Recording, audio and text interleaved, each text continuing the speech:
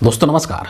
लोकतंत्र की नींव है निष्पक्ष चुनाव और निष्पक्ष चुनाव की जो पहली शर्त है वो है साफ सुथरी मतदाता सूची, बिना फर्जी का एकदम neat and clean voter list जिसमें कि किसी भी तरीके की कोई गड़बड़ी ना हो, कोई फर्जीवाड़ा ना हो।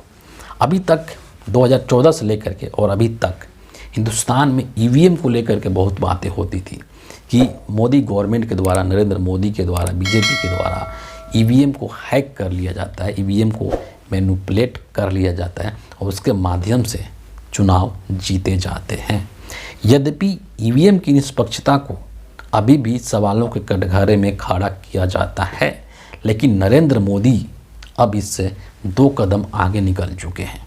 वो पूरी तरीके से ईवीएम पर निर्भर ना रह करके बल्कि फर्जीवाड़ा करने के अन्य तरीके भी उन्होंने ढूंढ लिए हैं और उसी में से एक है वोटर लिस्ट में मैनिपुलेशन करना, वोटर लिस्ट के अंदर गड़बड़ी करना। और इसके एग्जाम्पल्स जो हैं दिल्ली में भी देखे गए, इसके एग्जाम्पल्स महाराष्ट्र में भी देखे गए और इसके एग्जाम्पल हरियाणा के अंदर भी देखे गए, जब अचानक से वोटरों की संख्या में अप्रत्याशित रूप से वृद्धि देखने को मिली। महाराष्ट्र के अंदर भी, हरियाणा के अंदर भी, दिल्ली के अंदर भी, इवन लोकसभा चुनाव 2024 के अंदर भी। तो ये सब चीज़ें कैसे हो रही थी? क्योंकि अचानक से वोटर लिस्ट के अंदर ऐसे ऐसे लोगों के नाम ऐड कर दिए जाते थे जो संभवतः अस्तित्व में ही नहीं हैं, जो एग्जिस्ट ही नहीं करते हैं। और इसीलिए आपको याद होगा कि संजय राउत ने जब एक प्रेस कॉन्फ्रेंस किया गया था सुप्रिया सुले और राहुल गांधी और संजय राउत के द्वारा, तो उसमें संजय राउत ने बोला था कि महाराष्ट्र में जो 39 लाख वोटर हैं वो फ्लोटिंग वोटर्स हैं, जो कि महाराष्ट्र में रहते हैं, फिर वही वोटर हरियाणा में चले जाएंगे, वही वोटर बिहार में चले जाएंगे, वही दिल्ली में चले जाएंगे और जहाँ जहाँ भी चुनाव होना है उन राज्यों में ये वोटर्स जो है वो घूमते रहते हैं और बीजेपी को जीत दिलाते रहते हैं। कहाँ से आए और कहाँ जाएंगे? अब ये 39 लाख वोट बिहार में जाएंगे। अब वो फ्लोटिंग वोट्स है, वही नाम रहेंगे, वही आधार कार्ड रहेगा, सब कुछ यही है। वो वोटर्स घूमते रहते हैं, थोड़े दिल्ली में आए हैं, महाराष्ट्र पैटर्न वहां भी हमने देखा। कल हम दिन भर थे, 2 दिन यहां। अब ये 39 लाख वोट जाएंगे बिहार में, फिर बिहार से जाएंगे यूपी में। ये एक नया पैटर्न यहाँ बन गया है और यही पैटर्न से ये लोग चुनाव लड़ते भी हैं और ये बातें संजय राउत ने उस प्रेस कॉन्फ्रेंस के दौरान कही थी और इसका प्रमाण है दिल्ली के अंदर भी, संसद भवन के अंदर भी किस तरीके से राहुल गांधी ने तमाम एग्जाम्पल्स रखे थे कि किस तरीके से शिरडी के अंदर एक बिल्डिंग में 7,000 वोटर पाए गए। दिल्ली में आम आदमी पार्टी के संजय सिंह ने किस तरीके से प्रूफ दिखाया था कि एक ही मकान में, एक ही बिल्डिंग के अंदर इतने संख्या में वोटर्स कैसे हो सकते हैं, वो वोटर्स कहाँ से आते हैं। और कहीं ना कहीं चुनाव आयोग भी अब इस चीज़ को स्वीकार कर रहा है, क्योंकि चुनाव आयोग ने ये मान लिया है कि एक ही एपिक नंबर से कई सारे वोटर्स अलग अलग राज्यों में हो रहे हैं। तो एक तरीके से चुनाव आयोग ने अपनी गड़बड़ी को यहाँ पर स्वीकार कर लिया है, लेकिन इस चीज़ में काफ़ी देर हो चुकी है। और अब नरेंद्र मोदी का जो अगला टारगेट है वो बंगाल है, क्योंकि अगले साल बंगाल के अंदर चुनाव होना है और इस चीज़ को ध्यान में रख करके अभी से ही वहाँ पर वोटर लिस्ट में गड़बड़ी करने के लिए संकेत सामने आ रहे हैं, फर्जीवाड़ा करने के संकेत सामने आ रहे हैं। और इस चीज़ का आरोप बंगाल की मुख्यमंत्री ममता बनर्जी ने लगाया है। कोलकाता के अंदर एक फंक्शन था, एक कार्यक्रम था और उसमें अपने कार्यकर्ताओं को, अपने नेताओं को संबोधित करते हुए ममता बनर्जी ने 2-3 बातें बहुत ही महत्वपूर्ण तरीके से कही है, जो कि वोटर लिस्ट में फर्जीवाड़े की ओर इशारा करता है। उन्होंने कहा है कि जो बीजेपी के लोग हैं उन्होंने वेस्ट बंगाल में एक एजेंसी को भेजा है। उन्होंने 2-3 एजेंसीज़ का नाम भी बताया, जिसमें से एक जो एजेंसी है वो एसोसिएशन फॉर बिलियन माइंड्स है।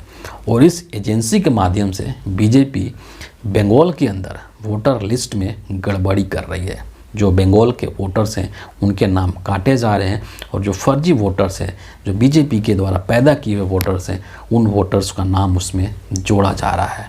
और एक ही एपिक नंबर से कई सारे वोटर्स लिस्ट में नाम ऐड किए जा रहे हैं।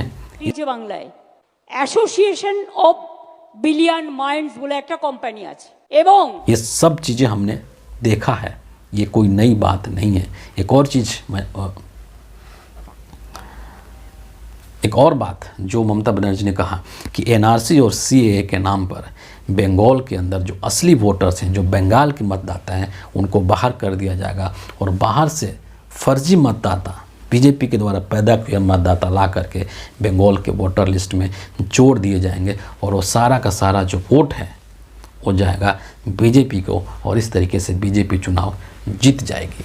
उन्होंने महाराष्ट्र का जिक्र किया, हरियाणा का जिक्र किया, दिल्ली का जिक्र किया कि किस तरीके से इन राज्यों में जो बीजेपी चुनाव जीती है वो लोगों के वोट की वजह से नहीं जीती है, बल्कि वोटर लिस्ट में गड़बड़ी करने के वजह से जीती है। और ये अब सत्यापित हो चुका है एक तरीके से, इसके कई सारे प्रमाण भी देखने को मिल चुके हैं। ये अलग बात है कि इन सब चीज़ों पर किसी भी तरीके कोई कानूनी कार्रवाई अभी तक नहीं हुई है, ठोस रूप से कोई कानूनी कार्रवाई नहीं की गई है।